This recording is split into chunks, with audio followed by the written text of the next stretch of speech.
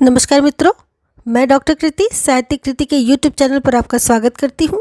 पिछली वीडियो में हमने गोविंद पांडे जी की वस्तुनिष्ठ हिंदी पुस्तक से द्विवेदी युग के बारे में पूरा पढ़कर समाप्त कर लिया है।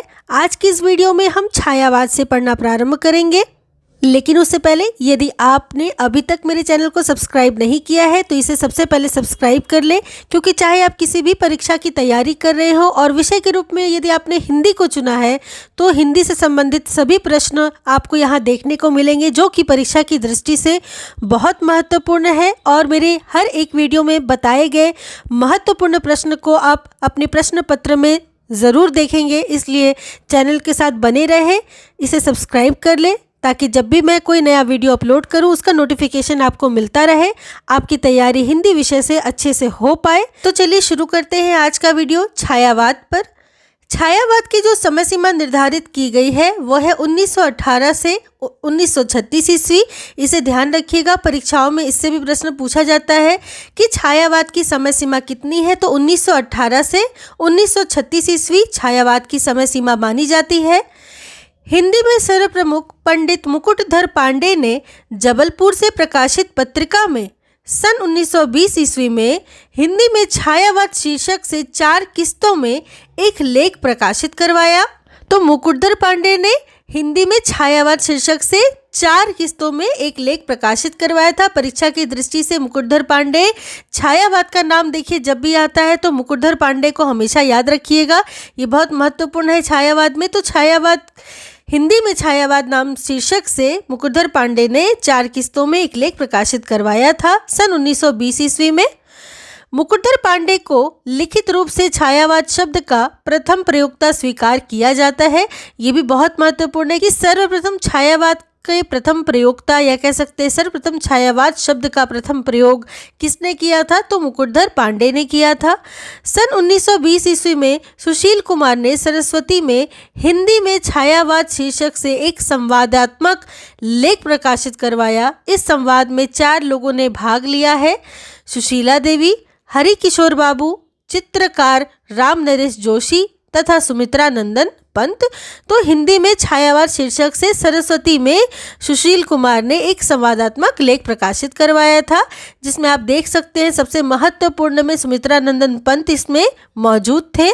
आगे देखेंगे, आगे हम छायावाद की कुछ परिभाषाओं को देख लेंगे जो परीक्षा की दृष्टि से बहुत महत्वपूर्ण है। जैसे रामचंद्र शुक्ल की छायावाद को लेकर जो परिभाषा है वो है, छायावाद शब्द का प्रयोग 2 अर्थों में समझना चाहिए। एक तो रहस्यवाद के अर्थ में, जहां इसका संबंध काव्य वस्तु से है, अर्थात जहां कवि उस अनंत और अज्ञात प्रियतम को आलंबन बनाकर अत्यंत चित्रमयी भाषा में प्रेम की अनेक प्रकार से व्यंजना करता है। छायावाद शब्द का दूसरा प्रयोग काव्य शैली या पद्धति विशेष के व्यापक अर्थ में है। अर्थात रामचंद्र शुक्ल क्या कहते हैं कि एक तो ये रहस्यवाद के अर्थ में है छायावाद, दूसरा इसका संबंध उस कथा वस्तु से है जिसमें अनंत और अज्ञात प्रियतम को आलंबन बना करके अत्यंत चित्रमयी भाषा का प्रयोग किया जाता है, प्रेम की अनेक प्रकार से व्यंजना की जाती है। और दूसरा ये कि छायावाद शब्द का दूसरा प्रयोग काव्य शैली या पद्धति विशेष के व्यापक रूप में भी किया जाता है। तो ये रामचंद्र शुक्ल की जो परिभाषा है छायावाद को लेकर बहुत महत्वपूर्ण है परीक्षा की दृष्टि से, इसे बहुत अच्छे से देखिएगा, कई बार इससे हर तरीके से प्रश्न पूछे जाते हैं। आगे हम देखेंगे नंद दुलारे वाजपेयी ने छायावाद के बारे में क्या लिखा है, तो मानव अथवा प्रकृति के सूक्ष्म किंतु व्यक्त सौंदर्य में आध्यात्मिक छाया का भान मेरे विचार से छायावाद की सर्वमान्य व्याख्या हो सकती है। मतलब कि मानव अथवा प्रकृति में जो कि सूक्ष्म है किंतु व्यक्त सौंदर्य में आध्यात्मिक छाया, ये जो संपूर्ण सौंदर्य है उसमें आध्यात्मिक जो छाया मौजूद है उसका आभास ही मेरे विचार में छायावाद की सर्वमान्य व्याख्या है। किसके विचार में? नंद दुलारे वाजपेयी के विचार में। तो ये भी बहुत महत्वपूर्ण परिभाषा है नंद दुलारे वाजपेयी की परीक्षा की दृष्टि से। आगे हम देखेंगे, आगे हम जयशंकर प्रसाद की परिभाषा देख लेंगे छायावाद के लिए, जो कि बहुत महत्वपूर्ण है परीक्षा की दृष्टि से, ये कि जब वेदना के आधार पर स्वानुभूतिमय अभिव्यक्ति होने लगी तब हिंदी में उसे छायावाद के नाम से अभिहित किया गया। ध्वन्यात्मकता, लाक्षणिकता, सौंदर्यमय प्रतीक विधान तथा उपचार वक्रता के साथ स्वानुभूति की विवृति छायावाद की विशेषताएं हैं। तो जयशंकर प्रसाद क्या बात करते हैं? अनुभूतिमय अभिव्यक्ति की बात करते हैं। तो जहाँ पे भी स्वानुभूतिमय अभिव्यक्ति की बात आए तो प्रसाद की वो परिभाषा है छायावाद के बारे में कि स्वानुभूतिमयी अभिव्यक्ति होने से छायावाद के नाम से उसे अभिहित किया गया। और इसमें ध्वन्यात्मकता, लाक्षणिकता, सौंदर्यमय प्रतीक विधान तथा उपचार व्यक्रता के साथ स्वानुभूति की विवृति छायावाद की विशेषताएं हैं। अर्थात ये जो शब्द है स्वानुभूति, ये बहुत महत्वपूर्ण है प्रसाद की परिभाषा में, आप देख सकते हैं। तो इसे ट्रिक के माध्यम से कि स्वानुभूति की बात कौन करते छायावाद में, तो जयशंकर प्रसाद करते, ऐसे याद कर सकते हैं आप, क्योंकि ये बहुत महत्वपूर्ण है। परीक्षा में कई बार इससे प्रश्न आए हैं। आगे देखेंगे महादेवी वर्मा ने छायावाद के बारे में क्या परिभाषा दी है। तो छायावाद तत्वतः प्रकृति के बीच जीवन का उद्गीत है, उसका मूल दर्शन सर्वात्मवाद है। अर्थात जीवन के उद्गीत की बात महादेवी वर्मा करती हैं। तो इस गीत से आप याद कर सकते हैं महादेवी वर्मा को। तो अच्छे से इसको भी देखिएगा क्योंकि ये भी बहुत महत्वपूर्ण है परीक्षा की दृष्टि से। आगे डॉक्टर नगेंद्र लिखते हैं कि छायावाद स्थूल के प्रति सूक्ष्म का विद्रोह, ये तो बहुत महत्वपूर्ण है, कई बार परीक्षाओं में आया है कि स्थूल के प्रति सूक्ष्म का विद्रोह है, वह एक विशेष प्रकार की भाव पद्धति है और जीवन के प्रति विशेष प्रकार का भावनात्मक दृष्टिकोण है। इस प्रकार की बात कौन कर रहे हैं? तो डॉक्टर नगेंद्र कह रहे हैं कि स्थूल के प्रति सूक्ष्म का विद्रोह है। एक प्रकार से स्थूल और सूक्ष्म जो दो कह सकते हैं उल्टे भाव है, स्थूल और सूक्ष्म, उल्टे अर्थात कि विपरीत भाव है। तो ये स्थूल और सूक्ष्म इन दोनों ऑपोजिट जो बातें हैं, जो विपरीत बातें हैं, विपरीत शब्द है, इसकी बात करते हैं नगेंद्र छायावाद को लेकर के कि स्थूल के प्रति सूक्ष्म का विद्रोह है। ये परीक्षा की दृष्टि से बहुत महत्वपूर्ण है, इसे अच्छे से देखिएगा। आगे देखेंगे, आगे हम डॉक्टर रामविलास शर्मा जी को पढ़ेंगे। डॉक्टर रामविलास शर्मा छायावाद की परिभाषा देते हुए लिखते हैं कि छायावाद स्थूल के प्रति सूक्ष्म का विद्रोह नहीं रहा है, वरन थोथी नैतिकता, रूढ़िवाद और सामंती साम्राज्यवादी बंधनों के प्रति विद्रोह रहा है।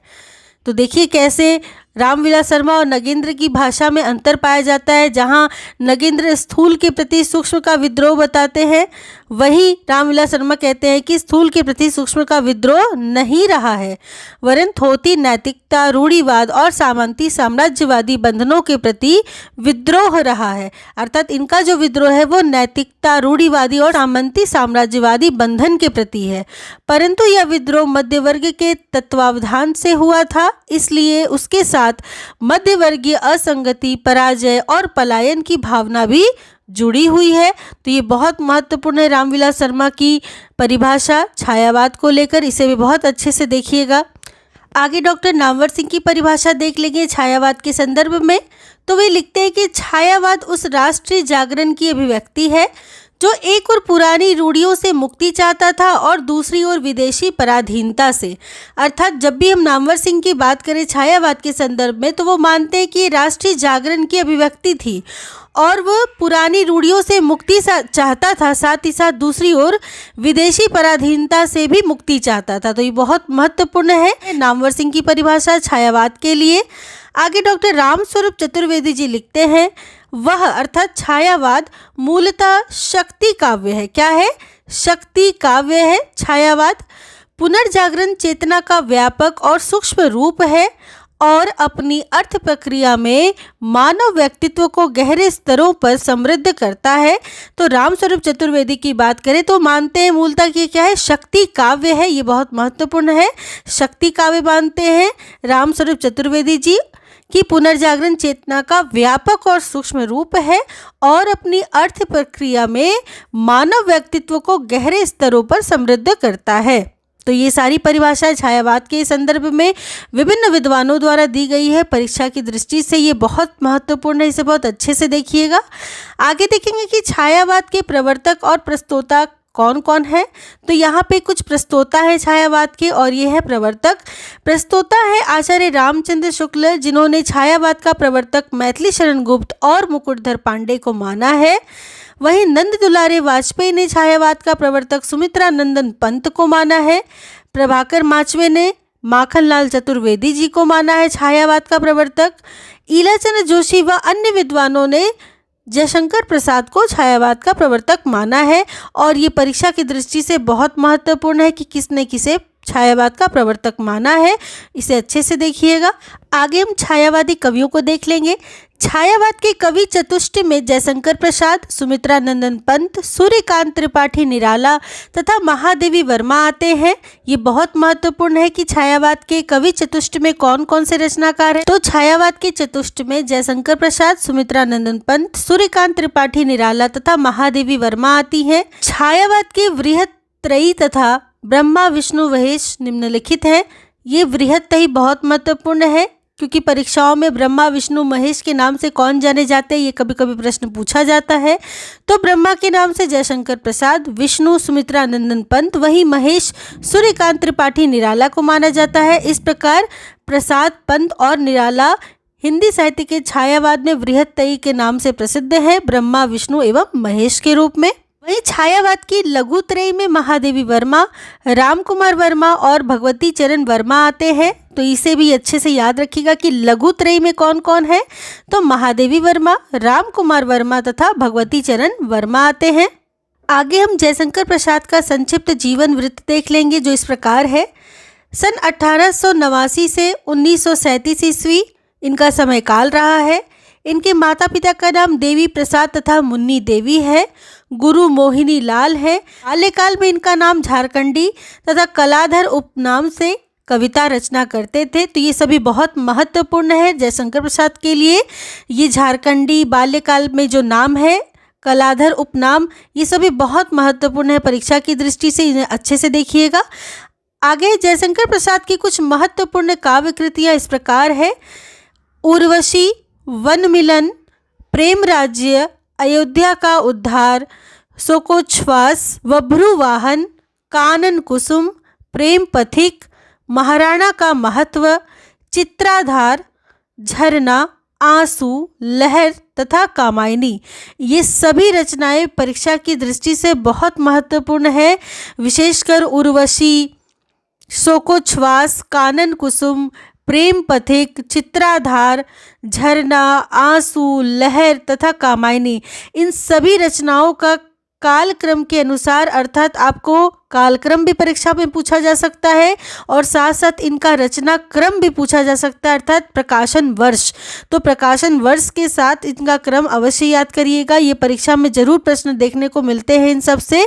तो बात करें हम उर्वशी की तो 1909 ईस्वी, शोकोच्छ्वास 1910 ईस्वी, कानन कुसुम 1913, प्रेम पथिक 1914, चित्राधार 1918, झरना 1918, आंसू 1925, लहर 1933 और कामायनी 1935।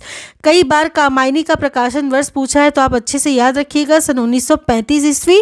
तो ये सभी रचनाएं कालक्रम के साथ और साथ साथ प्रकाशन वर्ष बहुत महत्वपूर्ण है, इसे बहुत अच्छे से पढ़िएगा।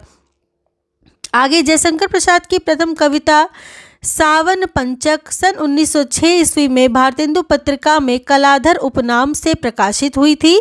आप जानते हैं, अभी पढ़े भी हैं कि कलाधर उपनाम से जयशंकर प्रसाद रचनाएं किया करते थे। तो सावन पंचक इनकी जो प्रथम कविता है 1906 ईस्वी में भारतेंदु पत्रिका में कलाधर के नाम से ही निकली थी। जयशंकर प्रसाद की प्रथम छायावादी कविता प्रथम प्रभात सन 1918 ईस्वी में प्रकाशित हुई थी, जो झरना में संकलित है। और ये बहुत महत्वपूर्ण है कि जयशंकर प्रसाद की प्रथम छायावादी कविता, अभी हमने पहले पढ़ा प्रथम कविता, यहाँ बात करते हैं छायावादी कविता। जो पहली इनकी है वो है प्रथम प्रभात सन 1918 ईस्वी और बहुत महत्वपूर्ण है। कई बार कई परीक्षाओं में ये पूछा जाता है प्रश्न कि जयशंकर प्रसाद की प्रथम छायावादी कविता का नाम क्या है। तो प्रथम प्रभात 1918 ईस्वी में प्रकाशित हुई। और ये किस में संकलित है, यह भी प्रश्न पूछा जाता है, तो आपको पता होना चाहिए कि झरना में संकलित है। जयशंकर प्रसाद की प्रथम पुस्तकाकार रचना उर्वशी है और यह चंपू काव्य है। बहुत महत्वपूर्ण है, नेट की परीक्षा में तो कई बार पूछा गया है कि उर्वशी का वर्ण विषय क्या है या उर्वशी का काव्य रूप क्या है। तो उर्वशी क्या है, एक चंपू काव्य है और जयशंकर प्रसाद की रचना है। साथ साथ ये प्रथम पुस्तकाकार रचना है प्रसाद की, तो बहुत महत्वपूर्ण है, अच्छे से देखिएगा इसे। वही खड़ी बोली में जयशंकर प्रसाद का प्रथम काव्य संग्रह अगर देखें तो वो है कानन कुसुम। खड़ी बोली रचना तो कानन कुसुम में पहला काव्य संग्रह है जयशंकर प्रसाद का, इसे बहुत अच्छे से देखिएगा, ये भी बहुत महत्वपूर्ण प्रश्न है परीक्षा की दृष्टि से। आगे हम देखेंगे जयशंकर प्रसाद द्वारा रचित झरना को छायावाद की प्रथम रचना स्वीकार किया जाता है। तो झरना जयशंकर प्रसाद द्वारा जो रचित है उसको छायावाद की प्रथम रचना स्वीकार की गई है। इसको छायावाद की प्रथम प्रयोगशाला भी कहा जाता है। तो ये बहुत महत्वपूर्ण है परीक्षा के लिए कि छायावाद की प्रथम प्रयोगशाला किस रचना को कहा गया है। तो जयशंकर प्रसाद द्वारा रचित झरना को छायावाद की प्रथम प्रयोगशाला के रूप में स्वीकार किया गया है। साथ ही छायावाद की यह प्रथम रचना भी है झरना। तो जयशंकर प्रसाद की ये रचना आप बहुत अच्छे से देखिएगा। जयशंकर प्रसाद कृत आंसू 133 छंदों का विरह प्रधान स्मृति काव्य है। इसे हिंदी का मेघदूत भी कहा जाता है। अब देखिए ये बहुत महत्वपूर्ण है, हिंदी का मेघदूत किसे कहा जाता है, तो आंसू को, जो कि जयशंकर प्रसाद की रचना है। 133 छंद है इसमें और यह विरह प्रधान एक स्मृति काव्य है। ये बहुत महत्वपूर्ण है परीक्षा की दृष्टि से, इसे अच्छे से देखिएगा। जयशंकर प्रसाद कृत चित्राधार में इनकी ब्रज में रचित जो भी कविताएं थी वो संकलित की गई है। किसमें, चित्राधार में जयशंकर प्रसाद की रचना है और ब्रज भाषा की ये सभी कविताएं हैं। तो इसको भी बहुत अच्छे से देखिएगा, परीक्षाओं में ये प्रश्न बनता है कि जयशंकर प्रसाद की ब्रज भाषाओं की रचनाओं का जो संकलन है वो किसमें है, तो चित्राधार में है। प्रसादकृत प्रेम पथिक प्रथमतः ब्रज भाषा में सन 1909 ईस्वी में लिखा गया था, जिसका इन्होंने खड़ी बोली में अनुवाद सन 1914 में किया था। प्रसाद की प्रेम पथिक जो प्रथमतः ब्रज भाषा में लिखी गई थी और बाद में खड़ी बोली में इसका अनुवाद भी हुआ था। आगे जयशंकर प्रसाद कृत जो कामायनी है उसकी बात हम करेंगे, जो बहुत महत्वपूर्ण रचना है। परीक्षा में अक्सर कामायनी महाकाव्य से प्रश्न पूछे जाते हैं, तो इसे अच्छे से देखिए कि जयशंकर प्रसाद कृत कामायनी महाकाव्य का संक्षिप्त विवरण इस प्रकार है। सर्ग की बात करें तो कामायनी में कुल 15 सर्ग है और कई परीक्षाओं में ये प्रश्न पूछा भी गया है कि कामायनी में कितने सर्ग है, तो 15 सर्ग है। वही रस की बात करें तो इसका जो रस है वो है शांत रस, जिसे निर्वेद के नाम से भी जाना जाता है। दर्शन की बात करें तो समरसतावाद या आनंदवाद इसका दर्शन है। इसके मुख्य पात्र मनु, श्रद्धा, ईड़ा तथा कुमार है और मुख्य छंद इसमें जो है वो है ताटंक छंद। ये बहुत महत्वपूर्ण है ताटंक छंद, इसे अच्छे से देखिएगा, परीक्षाओं में इससे भी प्रश्न पूछा जाता है। हम आगे देख लेंगे कि कामायनी में कुल कितने सर्ग हैं, ये तो हम जान गए 15, लेकिन वे सर्ग कौन कौन से हैं। कभी कभी इन सर्गों का क्रम भी पूछ लिया जाता है, तो इसे बहुत अच्छे से देखिएगा। चिंता, आशा, श्रद्धा, काम, वासना, लज्जा, कर्म, ईर्ष्या, ईड़ा, स्वप्न, संघर्ष, निर्वेद, दर्शन और रहस्य तथा आनंद, ये 15 महत्वपूर्ण परीक्षा की दृष्टि से हैं और ये ज़रूर से किसी न किसी परीक्षा में पूछे जाते हैं और पूछे भी गए हैं। इसे बहुत अच्छे से देखिएगा, कई बार इसे पढ़िएगा ताकि ये अच्छे से आपको याद हो पाए। आगे हम कुछ प्रतीकों को उनके पात्र के साथ देख लेंगे जो कि कामायनी महाकाव्य में है।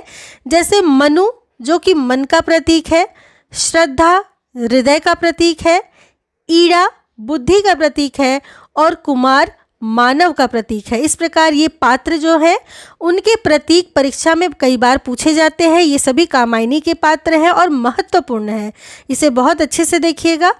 आगे आचार्य शांति प्रिय द्विवेदी ने कामायनी को छायावाद का उपनिषद कहा है। ये भी बहुत महत्वपूर्ण है कि छायावाद का जो उपनिषद है वो कौन सा है, कौन सी रचना है, तो कामायनी। और कामायनी किसकी है, तो प्रसाद की है।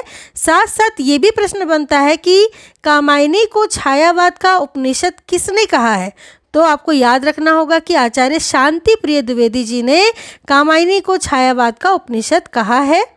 इसे मैंने एक ट्रिक से याद किया है, जैसे उपनिषद शांति प्रदान करता है तो इस प्रकार उपनिषद और शांति से एक ट्रिक बन गया है कि शांति और उपनिषद कहा है कामायनी को। आगे हम देखेंगे जयशंकर प्रसाद को प्रेम और सौंदर्य का कवि माना जाता है। ये भी परीक्षा की दृष्टि से बहुत महत्वपूर्ण है कि छायावाद के किस कवि को प्रेम और सौंदर्य का कवि माना गया है, तो जयशंकर प्रसाद को माना गया है। महाप्राण सूर्यकांत त्रिपाठी निराला का अब हम संक्षिप्त जीवन परिचय देखेंगे। निराला का जन्म सन 1899 को होता है और मृत्यु 1961 को, अर्थात इनका जो समय काल है वो 1899 से 1961 के समय का है। इनका जन्म स्थान महिषादल मेदिनीपुर है, मृत्यु स्थान इलाहाबाद है। पिता राम सहाय त्रिपाठी हैं, पत्नी मनोहरा देवी तथा पुत्री सरोज है, जो कि बहुत महत्वपूर्ण है परीक्षा की दृष्टि से। अब निराला की कुछ महत्वपूर्ण काव्य कृतियों को देख लेंगे जो अक्सर परीक्षाओं में पूछे जाते हैं। कभी तो इन सभी रचनाओं का क्रम पूछ लिया जाता है, तो कभी कभी कोई एक रचना के बारे में प्रश्न पूछा जाता है कि किसकी रचना है, तो आपको सब क्रम के साथ बहुत अच्छे से याद रखना है।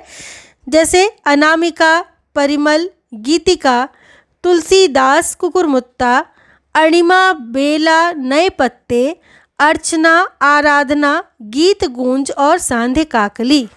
तो इसे बहुत अच्छे से क्रम के सहित याद रखिएगा। देखिए नेट की परीक्षा में या अन्य परीक्षाओं में कई बार ये प्रश्न बने हैं इनसे, निराला की मुख्य काव्य कृतियों से, तो इसे बहुत अच्छे से याद रखिएगा। निराला के काव्य संसार में प्रथम व अंतिम तथ्य निम्नांकित है। इन तथ्यों को हम देख लेंगे। जैसे प्रथम इनका जो संग्रह है वो है अनामिका, जैसे अभी हमने पढ़ा।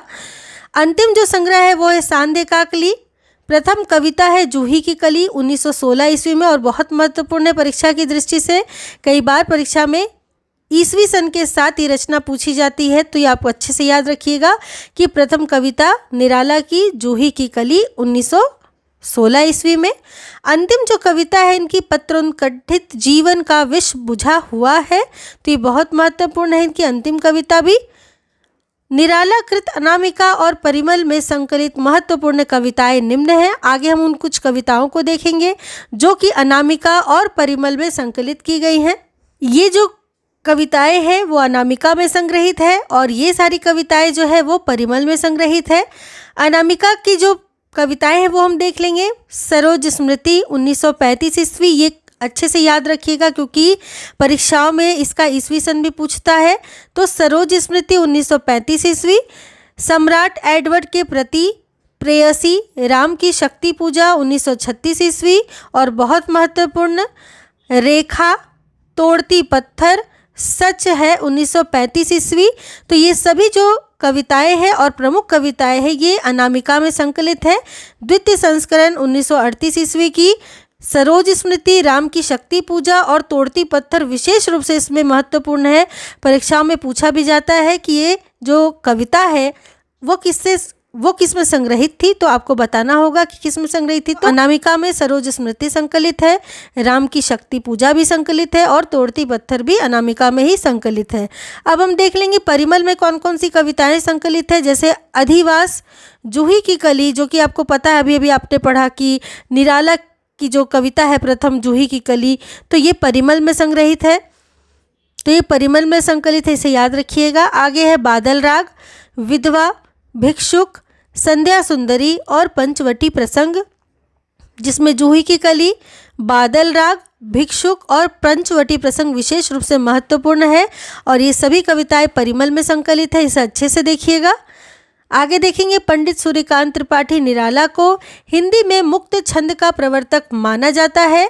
कुछ आलोचक मुक्त छंद को रबर या केंचुआ छंद भी कहते हैं। परीक्षा की दृष्टि से ये दोनों बहुत महत्वपूर्ण है। एक तो निराला को हिंदी में मुक्त छंद का प्रवर्तक माना गया है और दूसरा कि रबर या केंचुआ छंद किस रूप में है, तो मुक्त छंद के रूप में माना गया है इसे। और ये रबर या केंचुआ छंद किसकी रचनाओं में पाया जाता है, ये भी प्रश्न बनता है, तो निराला की रचनाओं में पाया गया है। तो इन सबको अच्छे से याद रखिएगा, बहुत महत्वपूर्ण है ये सब। आगे निराला ने कवित्व को हिंदी का जातीय छंद कहा है। तो हिंदी का जातीय छंद निराला ने किसे कहा है? कवित्व को कहा है, इसे याद रखिए। निराला ने परिमल की भूमिका में लिखा है, मनुष्यों की मुक्ति की तरह कविता की भी मुक्ति होती है। ये निराला का बहुत महत्वपूर्ण कथन है कि मनुष्यों की जिस प्रकार मुक्ति होती है उसी प्रकार कविता की भी मुक्ति होती है, और ये कथन परिमल की भूमिका में लिखा गया है। ये बहुत महत्वपूर्ण परीक्षा की दृष्टि से। आगे देखेंगे, निराला कृत सरोज स्मृति को हिंदी का सर्वश्रेष्ठ तथा प्रथम शोक गीत माना जाता है। ये बहुत महत्वपूर्ण है। सरोज स्मृति जो कि निराला ने अपनी पुत्री सरोज की स्मृति में लिखा था, और इसको हिंदी का सर्वश्रेष्ठ तथा प्रथम शोक गीत के रूप में, दुखात्मक गीत के रूप में माना जाता है। बहुत महत्वपूर्ण है ये। निराला कृत राम की शक्ति पूजा महाकाव्य का उपजीव्य बांग्ला ग्रंथ कृतवास रामायण है। तो ये आप देख सकते हैं कि बांग्ला ग्रंथ कृतवास रामायण के माध्यम से ही राम की शक्ति पूजा महाकाव्य को एक तरीके से लिखा गया है, उपजीव्य है ये। तो ये बहुत महत्वपूर्ण है, निराला कृत राम की शक्ति पूजा, जिसका उपजीव्य बांग्ला ग्रंथ कृतवास रामायण है। निराला कृत तुलसीदास 101 छंदों में रचित एक खंड काव्य है। तो ये जो तुलसीदास निराला की रचना है, 101 छंद है इसमें, पहली बात, और दूसरा कि यह एक खंड काव्य है। तो दोनों बहुत महत्वपूर्ण है निराला की। निराला ओज, औदात्य और विद्रोह के कवि हैं। आपको अच्छे से ये पता होना चाहिए कि कौन किस तरह के कवि है। तो बात की जाए निराला की, तो ये ओज, औदात्य और विद्रोह के कवि हैं। निराला अकुंठ एवं वयस्क श्रृंगार दृष्टि तथा तृप्ति के कवि हैं। इनको साथ साथ अकुंठ एवं वयस्क श्रृंगार दृष्टि तथा तृप्ति के कवि भी माना जाता है, इसे भी आप ध्यान रखिएगा। आगे आचार्य शुक्ल के अनुसार बहु वस्तु स्पर्शनी प्रतिभा निराला जी में है। अर्थात शुक्ल जी ने निराला के बारे में लिखा है कि निराला जी के अंदर बहु वस्तु स्पर्शनी प्रतिभा विद्यमान है। इसको बहुत अच्छे से देखिएगा क्योंकि परीक्षाओं में प्रश्न बनते हैं। आगे हम देखेंगे प्रकृति के सुकुमार कवि को। आप जानते हैं कि प्रकृति के सुकुमार कवि के रूप में पंत को जाना जाता है। तो हम पंत के बारे में उनका संक्षिप्त जीवन परिचय पढ़ेंगे। पंत का जन्म 1900 ईस्वी में हुआ था, मृत्यु 1977 ईस्वी में। जन्म स्थान कौशानी अल्मोड़ा, मृत्यु स्थान इलाहाबाद। बाल्य का जो इनका नाम था वो था गुसाई दत्त। परीक्षाओं में ये प्रश्न पूछा जाता है कि पंत के बचपन का नाम क्या था, तो गुसाई दत्त आपको याद रखना है। प्रथम जो कविता है गिरजे का घंटा, सन 1916 ईस्वी में। ये भी बहुत महत्वपूर्ण है। गिरजे का घंटा पंत की रचना, प्रथम कविता है ये।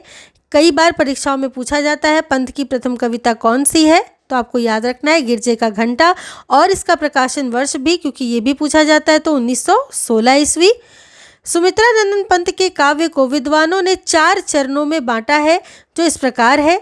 अर्थात पंत ने जिस प्रकार की रचनाएं की उसको 4 चरणों में विभक्त किया गया है, जिसमें है छायावादी की रचनाएं, प्रगतिवादी रचनाएं, अंतश्चेतनावादी रचनाएं और नव मानवतावादी रचनाएं।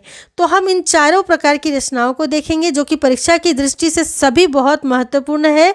कोई ना कोई एक प्रश्न तो ज़रूर परीक्षा में बनता है पंत की रचनाओं से। जैसे छायावादी में हम देखेंगे उच्छ्वास, ग्रंथि, वीणा, पल्लव, गुंजन, ये 5 रचनाएं छायावादी की रचनाएं हैं। वहीं प्रगतिवादी रचनाओं में युगांत, युगवाणी, ग्राम्या, ये 3 रचनाएं हैं। अंतश्चेतनावादी रचनाओं में स्वर्ण किरण, स्वर्णधूलि एवं युगपथ है। वहीं नव मानवतावादी रचनाओं में उत्तरा, कला और बूढ़ा चांद, अतिमा, लोकायतन और चिदंबरा है। ये सभी रचनाएं परीक्षा की दृष्टि से बहुत महत्वपूर्ण है। इनसे एक प्रश्न तो ज़रूर परीक्षा में बनता है। आप इसे बहुत अच्छे से देखिएगा कि उच्छ्वास, ग्रंथि, वीणा, पल्लव, गुंजन, युगांत, युगवाणी, ग्राम्या, स्वर्ण किरण, स्वर्णधूलि, युगपथ, उत्तरा, कला और बूढ़ा चांद, अतिमा, लोकायतन और चिदंबरा, ये सभी रचनाओं का क्रम भी कभी कभी पूछा जाता है, तो आप इसे भी अच्छे से देखिएगा। आगे देखेंगे सुमित्रानंदन की प्रथम छायावादी रचना उच्छ्वास है तथा अंतिम छायावादी रचना गुंजन है। तो इसको आप बहुत अच्छे से याद रखिएगा कि प्रथम कौन सी है तो उच्छ्वास और अंतिम कौन सी है तो गुंजन।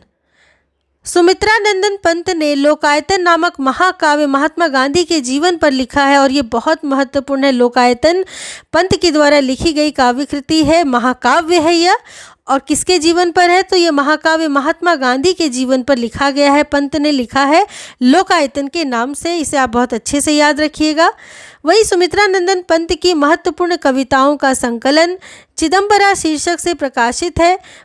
इस पर इन्हें भारतीय ज्ञानपीठ पुरस्कार प्राप्त हुआ था। तो चिदंबरा पर उनको ज्ञानपीठ पुरस्कार मिला था। ये बहुत महत्वपूर्ण है परीक्षा की दृष्टि से, तो इसे याद रखिएगा। और ये चिदंबरा क्या है? तो सुमित्रा नंदन की जो महत्वपूर्ण कविताएं थी उनका संकलन है चिदंबरा में, जिस पर इन्हें ज्ञानपीठ पुरस्कार भी प्राप्त हुआ है। आगे हम देखेंगे सुमित्रा नंदन कृत पल्लव की भूमिका को छायावाद का घोषणा पत्र या मैनिफेस्टो कहा जाता है।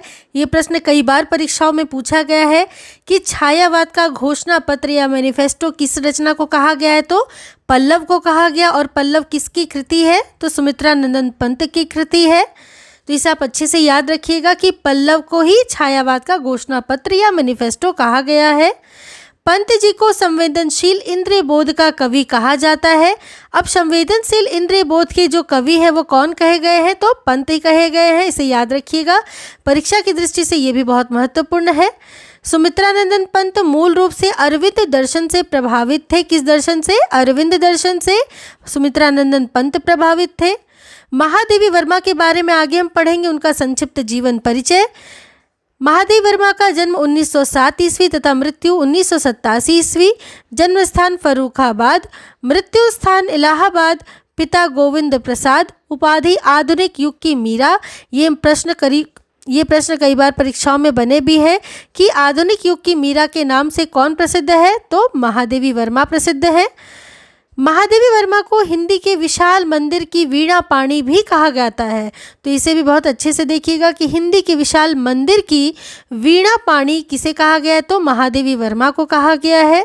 महादेवी वर्मा की महत्वपूर्ण काव्य कृतियाँ इस प्रकार है, हम देखेंगे। निहार, रश्मि, नीरजा, सांध्य गीत, यामा, दीपशिखा, सप्तपर्णा, ये सभी रचनाएं परीक्षा की दृष्टि से बहुत महत्वपूर्ण है और साथ साथ इनका क्रम भी बहुत महत्वपूर्ण है। इसे अच्छे से याद रखिएगा। निहार, रश्मि, नीरजा, सांध्य गीत, यामा, दीपशिखा और सप्तपर्णा। आगे देखेंगे महादेवी वर्मा कृति यामा में उनके निहार, रश्मि, नीरजा और सांध्य गीत के महत्वपूर्ण गीतों का संकलन किया गया है। अर्थात 4 महत्वपूर्ण जो रचनाएं हैं, निहार, रश्मि, नीरजा और सांध्य गीत, इनके महत्वपूर्ण गीतों का संकलन किसमें किया गया है? तो यामा में किया गया है। परीक्षा में इससे प्रश्न बनते हैं। यामा पर महादेवी वर्मा को भारतीय ज्ञानपीठ पुरस्कार प्राप्त हुआ था। तो इसलिए भी ये रचना बहुत महत्वपूर्ण हो जाती है कि किस रचना को भारतीय ज्ञानपीठ पुरस्कार प्राप्त हुआ था? तो यामा को पुरस्कार प्राप्त हुआ था। इसे अच्छे से याद रखिएगा। आगे देखेंगे महादेवी वर्मा कृत सप्तपर्णा में ऋग्वेद के मंत्रों का हिंदी काव्य अनुवाद संकलित है। तो यहाँ पे ये देखने वाली बात है कि सप्तपर्णा जो महादेवी वर्मा की रचना है उसका वर्ण विषय क्या है? तो ऋग्वेद के मंत्रों का हिंदी में काव्य अनुवाद किया गया है सप्तपर्णा में। अयोध्या से उपाध्याय हरिऔध ने महादेवी वर्मा के प्रथम काव्य संकलन निहार की भूमिका सन 1930 ईस्वी में लिखी है। ये भी बहुत महत्वपूर्ण है कि महादेवी वर्मा की जो प्रथम काव्य संकलन है निहार, तो निहार की भूमिका किसने लिखी है? तो इसकी भूमिका लिखी है अयोध्या से उपाध्याय हरिऔध ने। कब? 1930 ईस्वी में। इसे अच्छे से याद रखिएगा, ये भी महत्वपूर्ण प्रश्न है।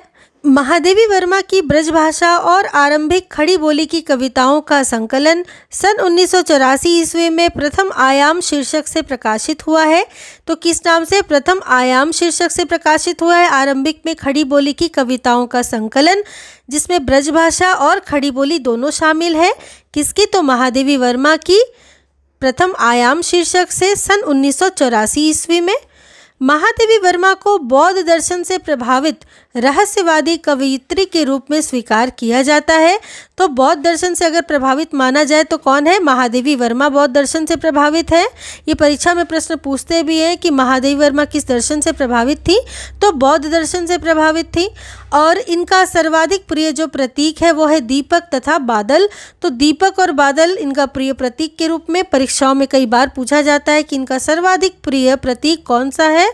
तो दीपक और बादल है महादेवी वर्मा का प्रिय प्रतीक। आगे हम देखेंगे छायावाद के अन्य कुछ कवियों को। इस प्रकार हैं जो उदय शंकर भट्ट 1898 से 1966 ईस्वी। इनकी जो प्रमुख रचनाएं वो है राका, मानसी, विसर्जन, युगदीप, अमृत और विष, यथार्थ और कल्पना, जिसमें मानसी, अमृत और विष ये दोनों बहुत महत्वपूर्ण है परीक्षा की दृष्टि से, इसे अच्छे से देखिएगा। साथ साथ मैं जो भी कवियों के बारे में आपको बता रही हूँ, इन कवियों का क्रम भी आप याद रखिएगा, परीक्षाओं में कई बार इनका क्रम भी पूछा जाता है। अगले हैं मोहनलाल महतो वियोगी, सन 1899 से 1990 ईस्वी। इनकी जो प्रमुख रचनाएं वो है निर्माल्य, एक तारा, कल्पना। अगले हैं लक्ष्मी नारायण मिश्र 1903 ईस्वी, अंतर्जगत इनकी महत्वपूर्ण रचना है। अगला डॉक्टर राम कुमार वर्मा 1905 से 1990 ईस्वी। इनकी प्रमुख रचना रूपराशि, निशित, चित्ररेखा, आकाश गंगा है, जिनमें चित्ररेखा विशेष रूप से महत्वपूर्ण है राम कुमार वर्मा की। आगे हम देखेंगे डॉक्टर राम कुमार वर्मा 1905 से 1990 ईस्वी। इनकी जो प्रमुख रचनाएं हैं रूपराशि, निशित, चित्ररेखा, आकाश गंगा। इसमें चित्ररेखा विशेष रूप से महत्वपूर्ण है डॉक्टर राम कुमार वर्मा की। जनार्दन प्रसाद झा द्विज, इनकी जो मुख्य रचना है अनुभूति और अंतर्ध्वनि। गोपाल सिंह नेपाली 1913 से 1963 ईस्वी। पंछी, रागिनी, उमंग ये तीनों इनकी महत्वपूर्ण रचना है। वहीं केदारनाथ मिश्र जो कि महत्वपूर्ण कवि है, 1907 से 1984 इनका समय काल है। और चिर स्पर्श तथा सेतु बंद इनकी दो बहुत महत्वपूर्ण रचनाएं, इसे याद रखिएगा। आगे हैं आरसी प्रसाद सिंह 1911 ईस्वी। कलापी, संचयिता, जीवन और यौवन, नई दिशा, पांचजन्य, प्रेम गीत, ये सभी इनकी महत्वपूर्ण रचनाएं हैं। आगे हम देखेंगे राष्ट्रीय सांस्कृतिक धारा के कुछ कवियों को कालक्रम के अनुसार। राष्ट्रीय सांस्कृतिक धारा के कवियों का कालक्रम के अनुसार विवरण इस प्रकार है। माखनलाल चतुर्वेदी बहुत महत्वपूर्ण है। इनका जन्म 1889 ईस्वी में, मृत्यु 1968 ईस्वी में हुआ। इनकी जो मुख्य रचना है वो है हिम किरीटनी, हिम तरंगिनी, माता, समर्पण, जिसमें हिम किरीटनी एवं हिम तरंगिनी परीक्षा की दृष्टि से बहुत महत्वपूर्ण है, इसे बहुत अच्छे से याद रखिएगा, कई बार इससे परीक्षाओं में प्रश्न बना है। हिम किरीटनी और हिम तरंगिनी किसकी है? तो माखनलाल चतुर्वेदी जी की है। और जो भी मैं कवियों के बारे में बताती जा रही हूँ, इनका क्रम भी आपको अच्छे से याद रखना है। माखनलाल चतुर्वेदी जी की बाद आते हैं सियाराम शरण गुप्त 1895 से 1963 ईस्वी। इनकी जो प्रमुख रचनाएं वो है मौर्य विजय, अनाथ, दूर्वादल, विषाद, आद्रा, आत्मोत्सर्ग, पाथेय, मृणमयी, बापू, उन्मुक्त, दैनिकी, नकुल। इसमें से मौर्य विजय, दूर्वादल, पाथेय, मृणमयी, बापू ये सभी बहुत महत्वपूर्ण रचनाएं परीक्षा की दृष्टि से, इसे बहुत अच्छे से एक बार देखिएगा सियाराम शरण गुप्त जी की। और कवियों का साथ साथ क्रम भी देखते चलिएगा, ये भी बहुत महत्वपूर्ण है, क्रम भी परीक्षा में पूछे जाते हैं। आगे हम देखेंगे बालकृष्ण शर्मा नवीन को 1897 से 1960 ईस्वी। इनकी जो प्रमुख रचना है वो है कुमकुम, रश्मि रेखा, अपलक, क्वासी, हम विश्व पाई जन्म के, बिनोवा, स्तवन तथा उर्मिला। जिसमें से हम विश्व पाई जन्म के बालकृष्ण शर्मा नवीन जी की बहुत महत्वपूर्ण रचना है। और आप देख सकते हैं नेट की परीक्षा में ये प्रश्न आया भी था कि हम विश्व पाई जन्म के किसकी रचना है? तो बालकृष्ण शर्मा नवीन की रचना है, इसे बहुत अच्छे से याद कीजिएगा। आगे सुभद्रा कुमारी चौहान 1905 से 1948 ईस्वी और बहुत महत्वपूर्ण लेखिका। इनकी जो प्रमुख रचना है त्रिधारा, मुकुल, ये बहुत महत्वपूर्ण है। कई बार कई परीक्षाओं में प्रश्न पूछे गए हैं इनकी रचनाओं से लेकर के, तो इसे आप अच्छे से याद रखिएगा। त्रिधारा और मुकुल सुभद्रा कुमारी चौहान की महत्वपूर्ण रचनाएं हैं। अगले हैं जगन्नाथ प्रसाद मिलिंद, 1907 से 1986 ईस्वी। इनकी जो प्रमुख रचना है जीवन संगीत, नव युवक के गान, ये दो महत्वपूर्ण रचनाएं हैं। आगे महेश चंद्र प्रसाद, इनकी जो महत्वपूर्ण रचना है वो है कांग्रेस शतक। आगे हम देखेंगे माखनलाल चतुर्वेदी को एक भारतीय आत्मा के नाम से भी जाना जाता है। ये बहुत महत्वपूर्ण है कि एक भारतीय आत्मा के नाम से कौन सा रचनाकार प्रसिद्ध है, तो माखनलाल चतुर्वेदी जी प्रसिद्ध है। आगे माखनलाल चतुर्वेदी जी की प्रसिद्ध कविता कैदी और कोकिला, पुष्प की अभिलाषा, ये सब इत्यादि हैं, बहुत महत्वपूर्ण है। कैदी और कोकिला, पुष्प की अभिलाषा माखनलाल चतुर्वेदी जी की, इसे अच्छे से देखिएगा। सियाराम शरण गुप्त राष्ट्रकवि मैथिली शरण गुप्त के अनुज थे। सियाराम शरण गुप्त की प्रथम कविता इंदु में सन 1910 ईस्वी में प्रकाशित हुई थी। तो ये भी महत्वपूर्ण है कि सियाराम शरण गुप्त की प्रथम कविता किस में प्रकाशित हुई थी, तो इंदु में प्रकाशित हुई थी और सन 1910 ईस्वी में प्रकाशित हुई थी। तो इसे भी आप ध्यान से देखिएगा थोड़ा, ये भी कभी कभी परीक्षाओं में प्रश्न देखने को मिलता है। आगे हम देखेंगे बालकृष्ण शर्मा नवीन उपनाम से कविता लिखते थे। इनका प्रथम काव्य संग्रह कुमकुम है। तो नवीन उपनाम से कौन कविता करता था, तो बालकृष्ण शर्मा नवीन करते थे या बालकृष्ण शर्मा करते थे। और इनकी जो प्रथम जो इनका काव्य संग्रह है वो है कुमकुम। सुभद्रा कुमारी चौहान का जन्म प्रयाग जिले के निहालपुर गांव में हुआ था। कहाँ? प्रयाग जिले में और निहालपुर गांव में हुआ था सुभद्रा कुमारी चौहान का जन्म। वही सुभद्रा कुमारी चौहान की प्रसिद्ध कविताएं हैं जो इस प्रकार है। झांसी की रानी, जो कि बहुत प्रसिद्ध है और हम बचपन से इस कविता को पढ़ते आए हैं। सुभद्रा कुमारी चौहान इनकी लेखिका है, झांसी की रानी की। अगला है झंडे की इज्जत में, स्वदेश के प्रति, जालियांवाला बाग। इनमें से झांसी की रानी तथा जालियांवाला बाग सुभद्रा कुमारी चौहान की महत्वपूर्ण रचना है। परीक्षा की दृष्टि से इसमें बहुत महत्वपूर्ण प्रश्न बनते हैं, तो आप इसे एक बार अच्छे से ज़रूर देखिएगा। आगे हम कुछ प्रेम और मस्ती के काव्य को देखेंगे और व्यक्तिवादी कवियों को। प्रेम और मस्ती के कवियों का विवरण कुछ इस प्रकार है। भगवती चरण शर्मा, 1903 से 1981 ईस्वी। इनकी प्रमुख रचनाएं हैं मधुकर्ण, प्रेम संगीत, मानव, एक दिन। अगला है हृदय नारायण हृदयेश, 1905 ईस्वी। इनकी प्रमुख रचना स्फुट गीत है। अगले हैं हरिवंश राय बच्चन और बहुत महत्वपूर्ण है। जैसा कि मैं पहले भी बताई हूँ और अभी भी बता रही हूँ कि कवियों का क्रम कई बार परीक्षा में पूछा जाता है, तो आपको क्रम याद करना पड़ेगा। तो 2 से 3 बार वीडियो को सुनिएगा ताकि इनका क्रम आपको अच्छे से याद हो पाए। हरिवंश राय बच्चन को देखेंगे, 1907 से 2003 इनका समय काल रहा है। मधुशाला, मधुबाला, मधुकलश, निशा निमंत्रण, एकांत संगीत, आकुल अंतर, सतरंगिनी, बंगाल का अकाल, हलाहल, खादी के फूल, मिलन यामिनी, ये सभी हरिवंश राय जी की बहुत महत्वपूर्ण रचनाएं हैं और परीक्षा की दृष्टि से भी बहुत महत्वपूर्ण है। इन रचनाओं को प्रश्न के रूप में पूछा जाता है और साथ साथ इन रचनाओं का आपस में क्रम भी पूछा जाता है, तो इसे भी अच्छे से देखिएगा। आगे है हरिकृष्ण प्रेमी, 1908 ईस्वी। इनकी मुख्य रचना है अग्निगान, वंदना के बोल, आँखों में, अनंत के पथ पर। अगले हैं नरेंद्र शर्मा। इनका समय काल 1913 से 1991 ईस्वी। प्रभात फेरी, प्रवासी के गीत, पलाशवन, मिट्टी और फूल, कामिनी, हंसमाला, रक्तचंदन, अग्निशस्य, ये सभी बहुत महत्वपूर्ण रचनाएं हैं नरेंद्र शर्मा की, जिनमें से प्रभात फेरी, प्रवासी के गीत, पलाशवन, मिट्टी और फूल तथा अग्निशस्य, ये बहुत महत्वपूर्ण रचना है। परीक्षा की दृष्टि से इसे अच्छे से पढ़िएगा। आगे है रमेश्वर शुक्ल अंचल, 1915 से 1986 ईस्वी। 1915 से 1996 ईस्वी। इनकी जो मुख्य रचनाएं हैं मधुलिका, अपराजिता, किरण बेला, करील, लाल चूना और वर्षांत के बादल, जिनमें से किरण बेला, करील तथा वर्षांत के बादल विशेष रूप से महत्वपूर्ण है। इसे अच्छे से देखिएगा। रामेश्वर शुक्ल अंचल जी की।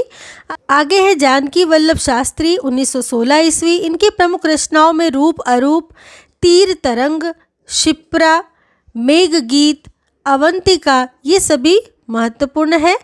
आगे है विद्यावती कोकिल, अंकुरिता, माँ, सुहागिन, पुनर्मिलन, आरती, ये सभी इनकी रचनाएं हैं।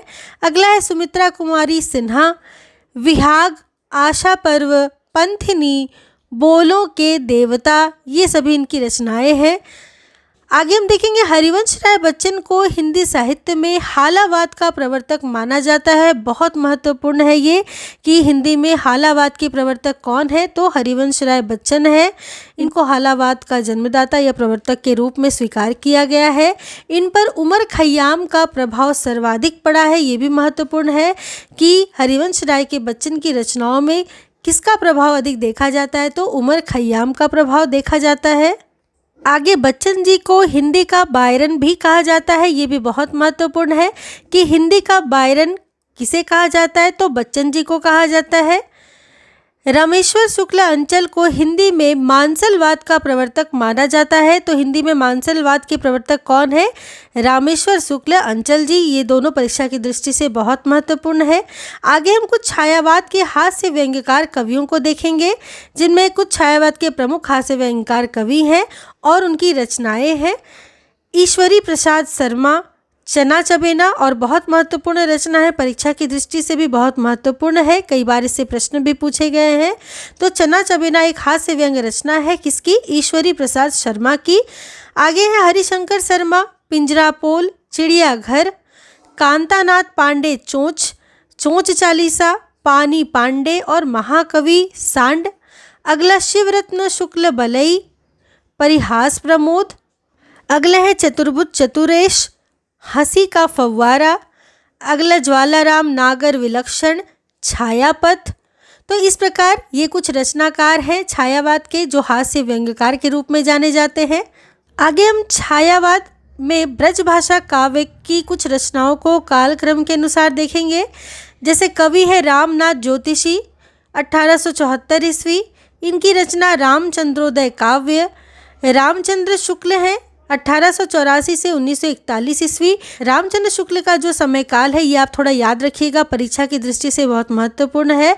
और इनकी रचना बुद्ध चरित 1922 ईस्वी, ये भी बहुत महत्वपूर्ण है, कई बार परीक्षाओं में पूछी भी गई है। तो रामचंद्र शुक्ल की बुद्ध चरित 1922 ईस्वी। राय कृष्ण दास 1892 ईस्वी। ब्रज रज इनकी महत्वपूर्ण रचना है, इसे भी याद रखिएगा। दुलारे लाल भार्गव है, 1895 ईस्वी। दुलारे दोहावली। वियोगी हरि 1896 से 1988 ईस्वी, इनका भी जन्म समय याद रखिएगा। इनकी महत्वपूर्ण रचना है वीर सतसई। इसके अलावा है चरखा स्तोत्र। तो वीर सतसई को कई बार परीक्षाओं में प्रश्न में देखा गया है, तो आप इसे ध्यान रखिएगा। वही किशोरी दास वाजपेयी जी 1898 से 1981 ईस्वी। तरंगिणी इनकी महत्वपूर्ण रचना है और कई बार परीक्षाओं में पूछी भी गई है, तो तरंगिणी किशोरी दास वाजपेयी। वही अनूप शर्मा 1900 ईस्वी। फेरी मिल्बो इनका चंपू काव्य है। रामेश्वर करुण 1901 ईस्वी। करुण सतसई इनकी रचना है। रामचंद्र शुक्ल ने एडविन आर्नोल्ड के काव्य लाइट ऑफ एशिया का बुद्ध चरित शीर्षक से ब्रज भाषा में अनुवाद किया था। तो बुद्ध चरित के शीर्षक से ब्रज भाषा में अनुवाद किया है आचार्य रामचंद्र शुक्ल ने एडविन आर्नोल्ड के काव्य लाइट ऑफ एशिया का। और परीक्षा की दृष्टि से बहुत महत्वपूर्ण, इसे अच्छे से देखिएगा।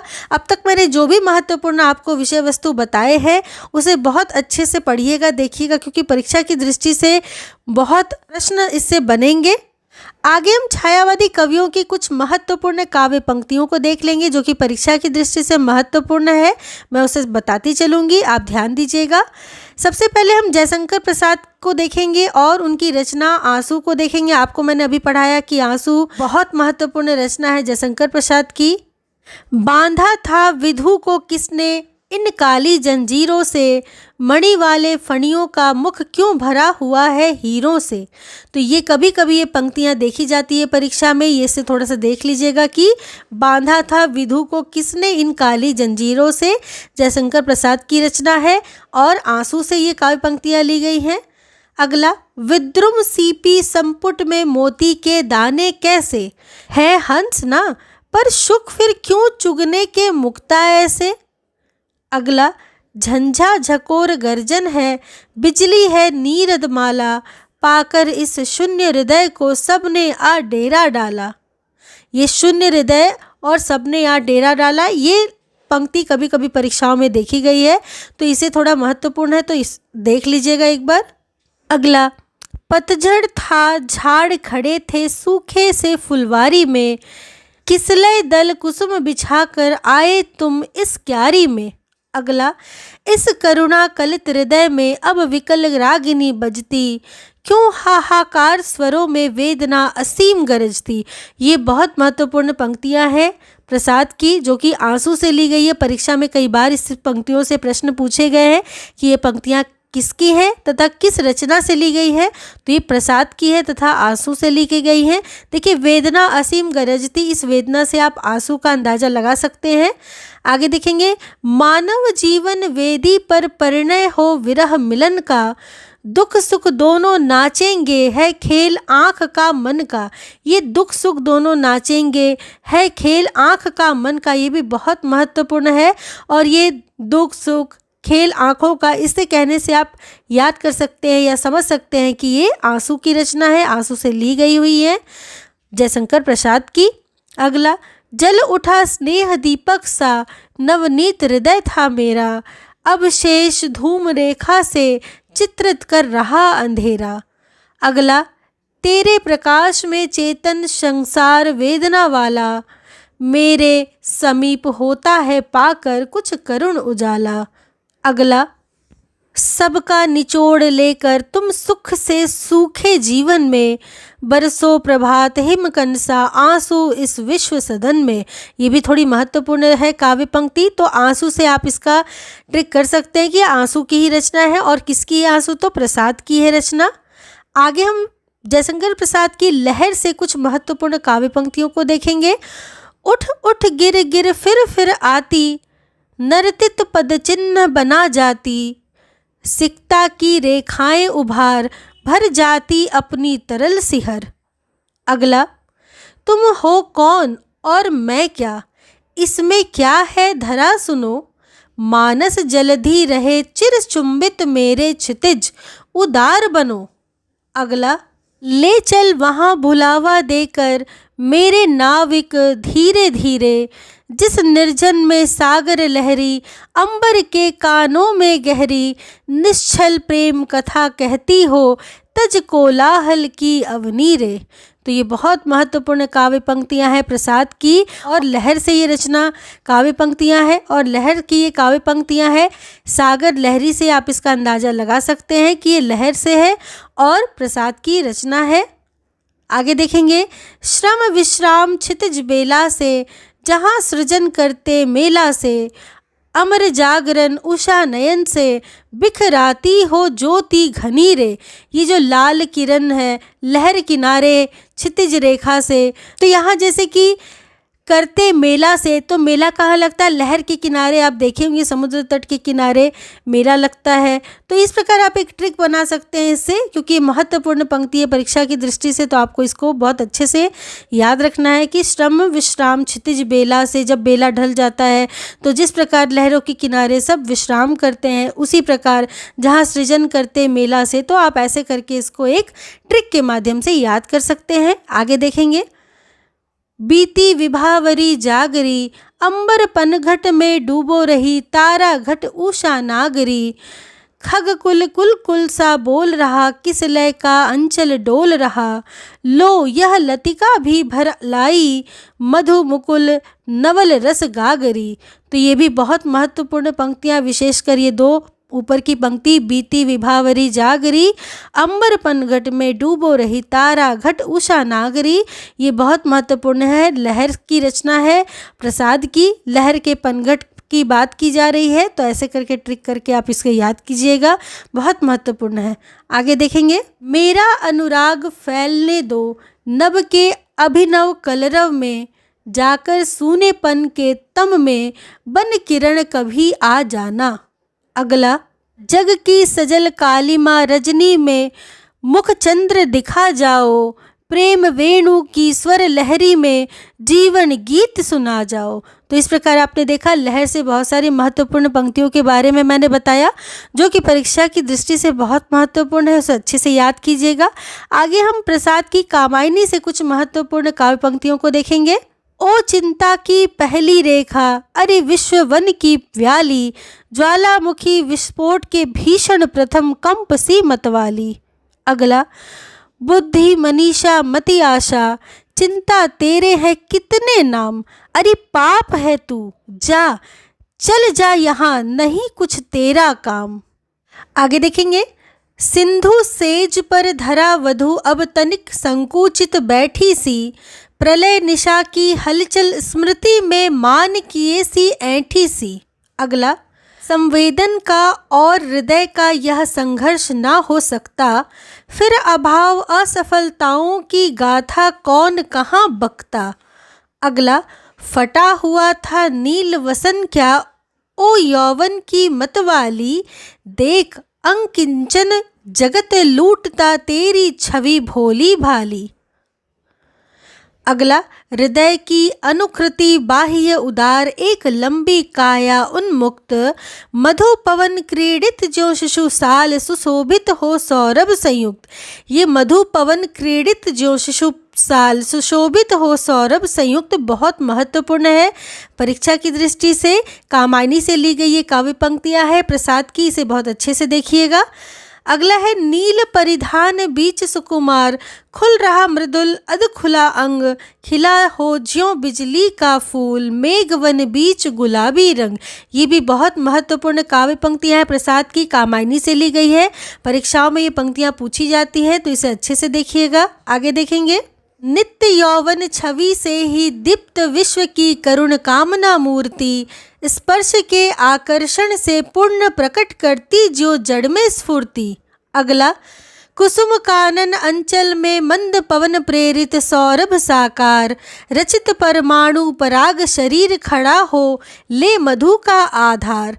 अगला, काम मंगल में मंडित श्रेय सर्ग इच्छा का है परिणाम, तिरस्कृत कर उसको तुम भूल बनाते हो असफल भवधाम।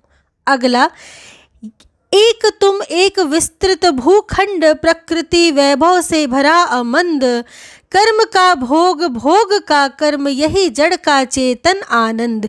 ये कर्म का भोग भोग का कर्म बहुत महत्वपूर्ण पंक्तियां हैं परीक्षा की दृष्टि से, कामायनी से ली गई प्रसाद की काव्य कृतियां हैं, इसे बहुत अच्छे से देखिएगा।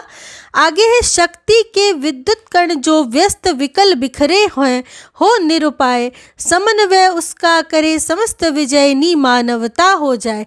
ये समस्त विजयनी मानवता हो जाए, ये भी पंक्तियां कभी कभी परीक्षाओं में देखी जाती है, तो एक बार इसे भी अच्छे से देखिएगा। प्रसाद की कामायनी की है ये।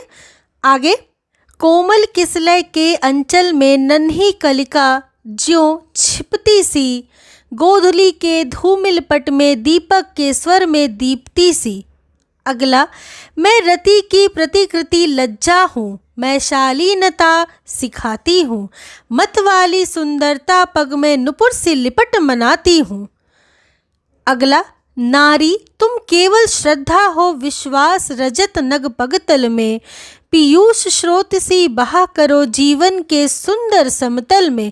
ये बहुत महत्वपूर्ण रचना है, कामायनी की काव्य कृति है, कामायनी की काव्य पंक्तियां हैं प्रसाद की, इसे अच्छे से देखिएगा। नारी तुम केवल श्रद्धा हो। अगला, आंसू से भीगे अंचल पर मन का सब कुछ रखना होगा, तुमको अपनी स्मित रेखा से यह संधि पत्र लिखना होगा। ये भी बहुत महत्वपूर्ण काव्य पंक्तियां हैं जो कि कामायनी से ली गई है प्रसाद की, इसे अच्छे से देखिएगा। आगे, तुम भूल गए पुरुषत्व मोह में कुछ सत्ता है नारी की, समरसता है संबंध बनी अधिकार और अधिकारी की। ये भी बहुत महत्वपूर्ण पंक्तियां हैं, कामायनी से ली गई प्रसाद की, इसे भी बहुत अच्छे से देखिएगा। आगे, बिखरी अलके जो तर्क जाल, यह विश्व मुकुट सा उज्ज्वलतम, शशिखंड सदृश था स्पष्ट भाल। अगला, दो पद्म पलास चषक से दृग देते अनुराग विराग ढाल। अगला, जो बुद्धि कहे उनको ना मान कर, फिर किसकी नर शरण जाए।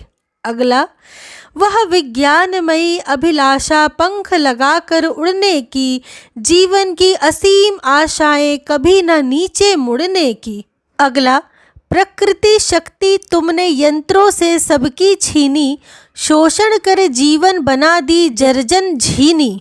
अगला, स्वप्न स्वाप जागरण भस्म हो इच्छा क्रिया ज्ञान मिल लय थे, दिव्य अनाहत पर निनाद में श्रद्धा युत मनु बस तन्मय थे। अगला, समरस थे जड़ या चेतन सुंदर साकार बना था, चेतनता एक विलसती आनंद अखंड घना था। इस प्रकार आपने देखा कि जयशंकर प्रसाद की ये सभी प्रमुख रचनाओं की प्रमुख काव्य पंक्तियाँ थी। आगे हम देखेंगे सूर्यकांत त्रिपाठी निराला की कुछ महत्वपूर्ण काव्य पंक्तियों को, जिसमें सर्वप्रथम राम की शक्ति पूजा से देखेंगे। ऐसे क्षण अंधकार घन में जैसे विद्युत, जागी पृथ्वी तनया कुमारिका छवि अच्युत। अगला, है अमानिशा उगलता गगन घन अंधकार, खो रहा दिशा का ज्ञान स्तब्ध है पवनचार। ये भी बहुत महत्वपूर्ण पंक्तियां हैं निराला की, जो कि राम की शक्ति पूजा से ली गई है। इससे भी प्रश्न पूछे जाते हैं कि ये पंक्तियां किससे ली गई है, तो आपको पता होना चाहिए कि राम की शक्ति पूजा की ये पंक्तियां हैं। आगे, लख शंका कुल हो गए अतुल बल शेष शयन, खिंच गए दृगों में सीता के राममय नयन। अगला, कांपते हुए किसलय झरते पराग समुदय, गाते खग नव जीवन परिचय तरु मलय वलय, ज्योति प्रपात स्वर्गीय ज्ञात छवि प्रथम स्वीय, जानगी नयन कमनीय प्रथम कंपन तुरीय।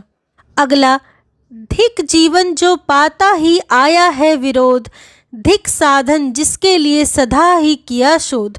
ये बहुत महत्वपूर्ण पंक्तियां हैं राम की शक्ति पूजा से निराला की। इसे अच्छे से देखिएगा कि धिक जीवन जो पाता ही आया है विरोध, धिक साधन जिसके लिए सदा ही किया शोध। अगला, अन्याय जिधर है उधर शक्ति, कहते छल छल हो गए नयन, कुछ बूंद पुनः ढल के दृग जल। ये भी बहुत महत्वपूर्ण पंक्तियां हैं निराला की राम की शक्ति पूजा से, कि अन्याय जिधर है उधर शक्ति। ठीक है, तो इसे अच्छे से याद कीजिएगा। आगे, शक्ति की करो मौलिक कल्पना, करो पूजन छोड़ दो समर जब तक ना सिद्धि हो रघुनंदन। ये भी बहुत महत्वपूर्ण पंक्तियां हैं राम की शक्ति पूजा से, कि शक्ति की करो मौलिक कल्पना। ये काव्य पंक्तियां कहाँ से लिखी गई है, तो ये काव्य पंक्तियां ली गई है राम की शक्ति पूजा से। और राम की शक्ति पूजा किसकी रचना है, तो निराला की है। अगला, होगी जय हे पुरुषोत्तम नवीन, कह महाशक्ति राम के बदन में हुई लीन। तो ये भी बहुत महत्वपूर्ण काव्य पंक्तियां हैं, राम से ही आप इसको याद कर सकते हैं कि राम की शक्ति पूजा से ली गई है। आगे हम सरोज स्मृति से ली गई हुई कुछ महत्वपूर्ण निराला जी की काव्य पंक्तियों को देखेंगे। अशब्द अधरों का सुना भाष, मैं कवि हूँ पाया है प्रकाश। अगला, धन्य मैं पिता निरर्थक था, कुछ भी तेरे हित ना कर सका। ये पंक्तियां देख के आप समझ सकते हैं कि निराला की बहुत ही शोक गीत जो रचना है सरोज स्मृति, जो कि उनकी पुत्री के ऊपर लिखी गई है, तो उसमें वे कहते हैं कि धन्य मैं पिता निरर्थक था, कुछ भी तेरे हित ना कर सका। तो इसे ऐसे याद कर सकते हैं कि निराला की है और सरोज स्मृति से ली गई है। जाना तो अर्था गमो पाए, पर रहा सदा संकुचित काय, लख कर अनर्थ आर्थिक पथ पर, हारता रहा मैं स्वार्थ समर। अगला, यह हिंदी का स्नेहोपहार, यह नहीं हार मेरी, भास्वर यह रत्नहार लोकोत्तरवर। अगला, एक साथ जब शतघात घूर्ण, आते थे मुझ पर तुले तुर्ण, देखता रहा मैं खड़ा अपल, वह शर छेप वह रण कौशल।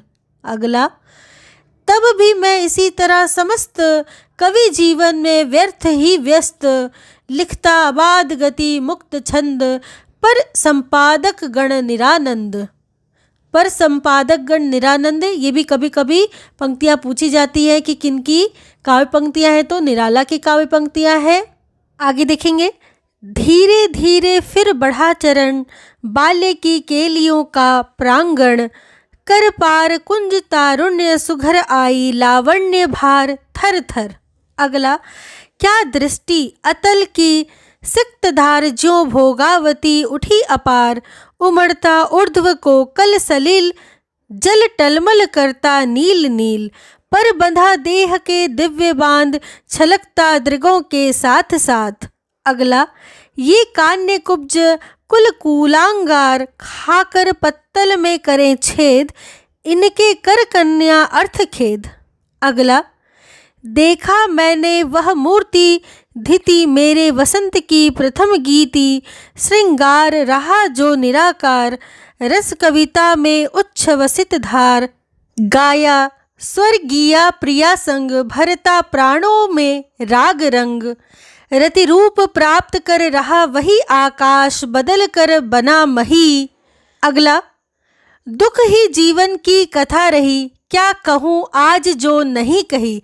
ये बहुत ही महत्वपूर्ण पंक्ति है निराला की, जो कि सरोज स्मृति से ली गई है और नेट की परीक्षा की दृष्टि से, चाहे किसी भी परीक्षा की दृष्टि से बहुत महत्वपूर्ण है। नेट की परीक्षा में कई बार इससे प्रश्न भी पूछे गए हैं, तो इसे बहुत अच्छे से देखिएगा। आगे देखेंगे निराला की तुलसीदास से कुछ प्रमुख काव्य रचनाओं को, काव्य कृतियों को।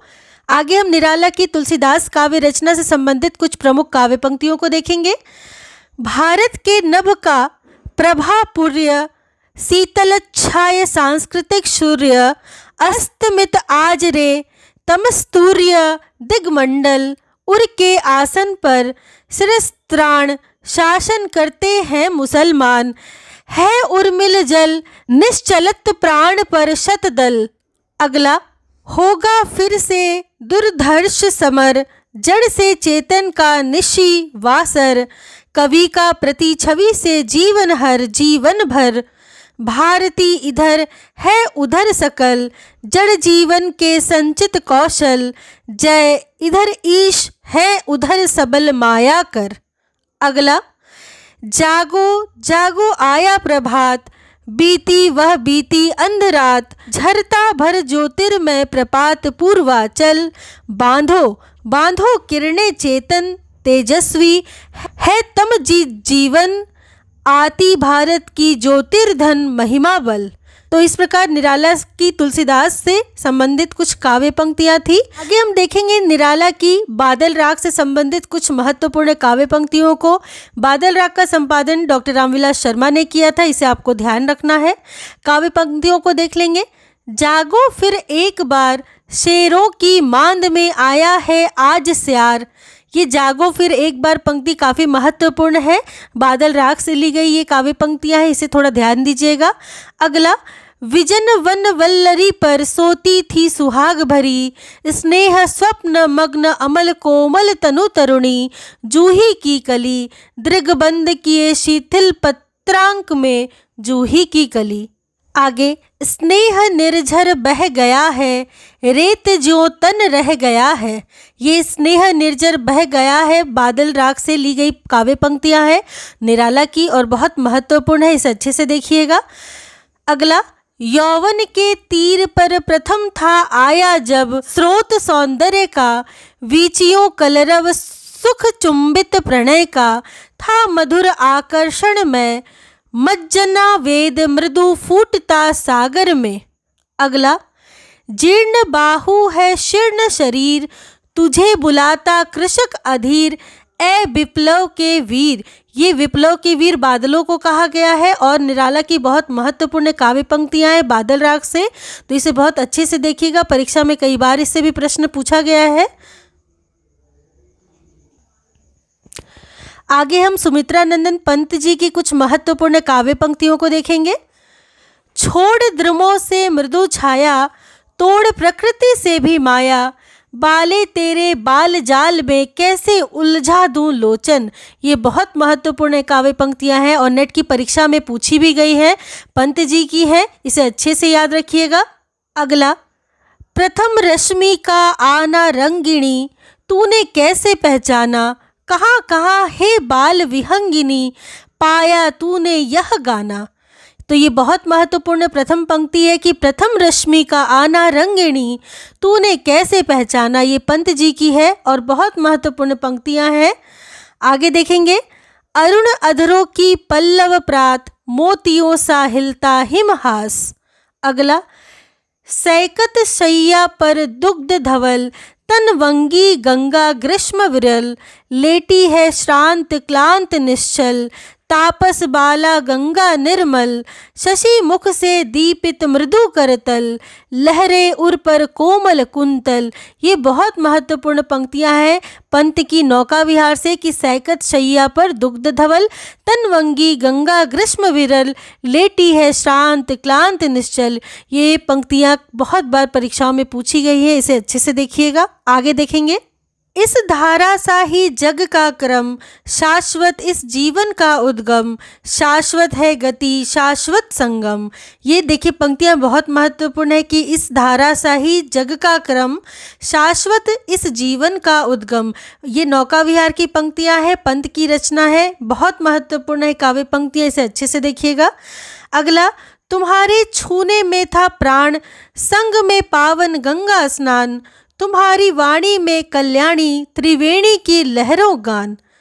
अगला, धूम धुआरे काजर कारे, हम ही बिकरारे बादर, मदन राज के वीर बहादुर, पावस के उड़ते फणीधार। अगला, धूल की ढेरी में अनजान, छिपे हैं मेरे मधुमय गान। अगला, वियोगी होगा पहला कवि, आह से उपजा होगा गान, निकल कर आँखों से चुपचाप, बही होगी कविता अनजान। ये पंत की बहुत महत्वपूर्ण काव्य पंक्तियां हैं और परीक्षा की दृष्टि से बहुत महत्वपूर्ण है। अगला देखेंगे, द्रुत झरो जग के जीर्ण पत्र, हे त्रस्त ध्वस्त हे शुष्क शीर्ण, हिम ताप पीत मधुवात भीत, तुम वितराग जड़ पुराचीन। ये भी बहुत महत्वपूर्ण पंक्तियां हैं पंत की, इसे बहुत अच्छे से देखिएगा। द्रुत झरो जगत के जीर्ण पत्र, ये परीक्षा की दृष्टि से बहुत महत्वपूर्ण है। आगे देखेंगे, लक्ष्य अलक्षित चरण तुम्हारे चिन्ह निरंतर, छोड़ रहे हैं जग के विक्षत वक्ष स्थल पर। अगला, दूर उन खेतों के उस पार, जहां तक गई नील झनकार। अगला, तुम वहन कर सको जन मन में मेरे विचार, वाणी मेरी चाहिए तुम्हें क्या अलंकार। अगला, भूतवाद उस धरा स्वर्ग के लिए मात्र सोपान, जहां आत्मदर्शन अनादि से समासीन अम्लान। अगला, सुंदर है विहग सुमन सुंदर, मानव तुम सबसे सुंदरतम। ये बहुत महत्वपूर्ण पंक्तियां हैं पंत जी की, इसे अच्छे से देखिएगा। तो इस प्रकार पंत जी की हमने महत्वपूर्ण काव्य पंक्तियों को देखा है। आगे हम महादेवी वर्मा की महत्वपूर्ण काव्य पंक्तियों को देखेंगे। मैं नीर भरी दुख की बदली, परिचय इतना इतिहास यही, उमड़ी कल थी मिट आज चली। ये बहुत महत्वपूर्ण काव्य पंक्तियां हैं महादेवी वर्मा की, परीक्षा में कई बार पूछी गई है, इसे बहुत अच्छे से देखिएगा। अगला, परिशेष नहीं होगी यह मेरे प्राणों की क्रीड़ा, तुमको पीड़ा में ढूंढा तुम में ढूंढूंगी पीड़ा। ये भी बहुत महत्वपूर्ण पंक्तियां हैं महादेवी वर्मा की, पीड़ा से संबंधित, तो इसे भी अच्छे से देखिएगा। प्राणों की क्रीड़ा, तुमको पीड़ा में ढूंढूंगी, तुम में ढूंढूंगी पीड़ा, ये बहुत महत्वपूर्ण पंक्तियां हैं परीक्षा की दृष्टि से। आगे देखेंगे, जो तुम आ जाते एक बार, कितनी करुणा कितने संदेश, पथ में बिछ जाते बन पराग, गाता प्राणों का तार तार अनुराग, भरा उन्माद राग। अगला, क्या पूजा क्या अर्चन रे, उस असीम का सुंदर मंदिर, मेरा लघुतम जीवन रे। ये भी बहुत महत्वपूर्ण काव्य पंक्तियां हैं महादेवी वर्मा की, क्या पूजा क्या अर्चन रे से, इसे अच्छे से देखिएगा। आगे देखेंगे, अगला, मधुर मधुर मेरे दीपक जल, युग युग प्रतिदिन प्रतिक्षण प्रतिपल, प्रियतम का पथ आलोकित कर। ये भी महत्वपूर्ण पंक्तियां हैं परीक्षा की दृष्टि से, इसे भी एक बार अच्छे से देखिएगा। अगला है, मिलन का मत नाम लो, मैं विरह में चिर हूँ। अगला, बीन भी हूँ मैं तुम्हारी रागिनी भी हूँ, दूर हूँ तुमसे अखंड सुहागिनी भी हूँ। ये भी बहुत महत्वपूर्ण काव्य पंक्तियां हैं महादेवी वर्मा की, इसे भी अच्छे से देखिएगा। आगे देखेंगे, विश्व का क्रंदन भुला देगी मधुप की मधुर गुनगुन, क्या डुबा देंगे तुझे यह फूल के दल ओस गीले, तू ना अपनी छाह को अपने लिए कारा बनाना, जाग तुझको दूर जाना।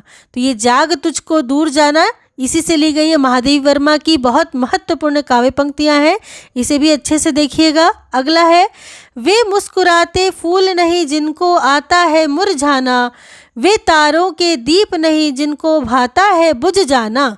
तो ये दीपक, आपको पता है कि दीपक जैसे जो प्रतीक है वो महादेवी वर्मा प्रयोग करती हैं, तो ये भी बहुत महत्वपूर्ण काव्य पंक्तियां हैं महादेवी वर्मा की।